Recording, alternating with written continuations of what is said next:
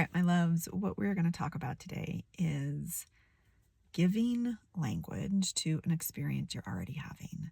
So, one of the most powerful things I have seen in any of the work that I have ever done with students is when they have language around an experience they already have, it's like a shame bomb just drops. Um, there's examples in when I teach sexuality education and I'm teaching teachers how to create environments where they can open up the classroom to an energy of just being able to talk about difficult subjects, right? Taboo subjects. And when I teach adults some of the language and principles around sexuality, not principles, but the language around sexuality, shame bombs drop. They hear that language, maybe sometimes for the first time, often for the first time. They're hearing language and they're like, oh, that resonates. Oh, that was my experience. Oh, I would use that word to describe me.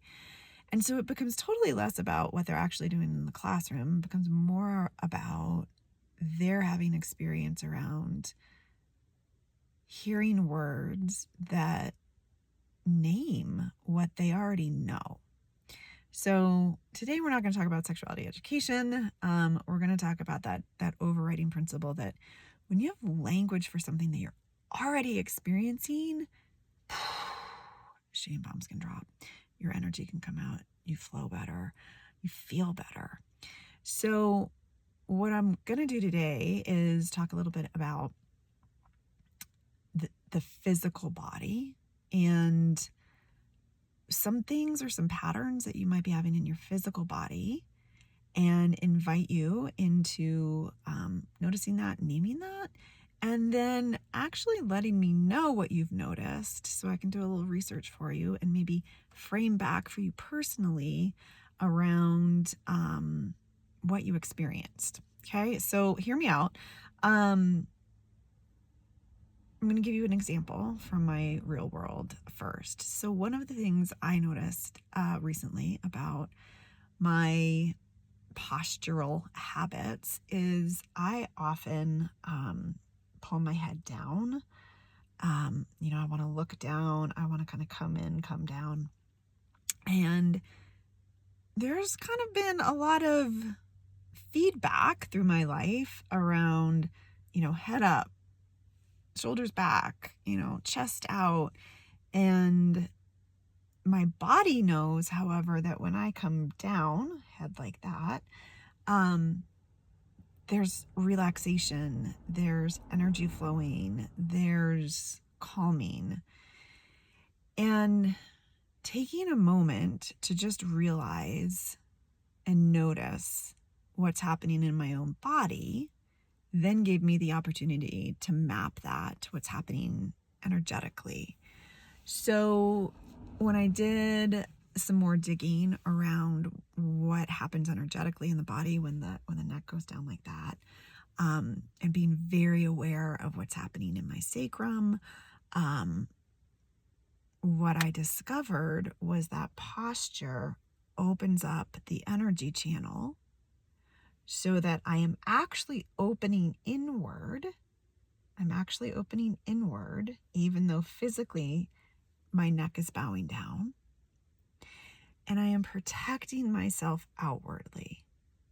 So it's actually this really cool, energetic way that my body already knew to do, right? But it's this cool, energetic way to really open inwardly, let that energy flow, and offering some protection outside. And when I heard that, learned that, when I was researching that, I was like, oh my gosh, yeah, that makes so much sense. Because when we bow in reverence, when we, I kind of think of, spiritual practices or religious practices where we're bowing.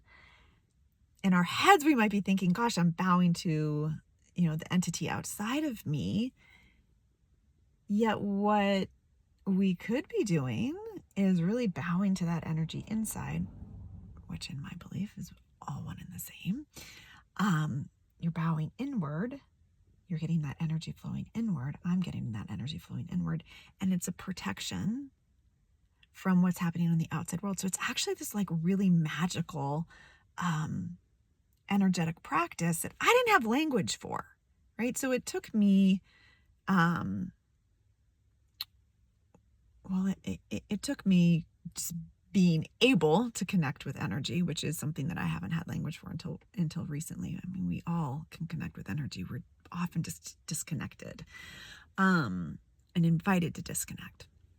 So it took me having that awareness and then having that moment of intention around my body awareness, and then having some guidance around, well, what's actually happening? Help me name what's happening, as opposed to like, oh, there's something wrong with me. I just kind of want to keep my head down, whatever, right? Like that's outside world would say that's not a position you want to be in. But energetically, when I got language around it, I was like, oh, that's actually this really beautiful, beautiful energetic experience. I feel more creative. I feel more energy. I can do more internally and externally. So I needed all those steps to happen. So what I'm offering for you today is just like take a sec and notice what pattern in your body you can discover, right? So maybe you notice that you clench your fists. Maybe you notice like you got an upright posture all the time. Maybe you're like me, you notice you kind of have some comfort when you come down. Just notice some patterns in your body. And then I'd be super curious if you would put in the comments what you're noticing so I could do a little research and provide you back some language around what might be happening. Let's go do it. Look forward to hearing from you.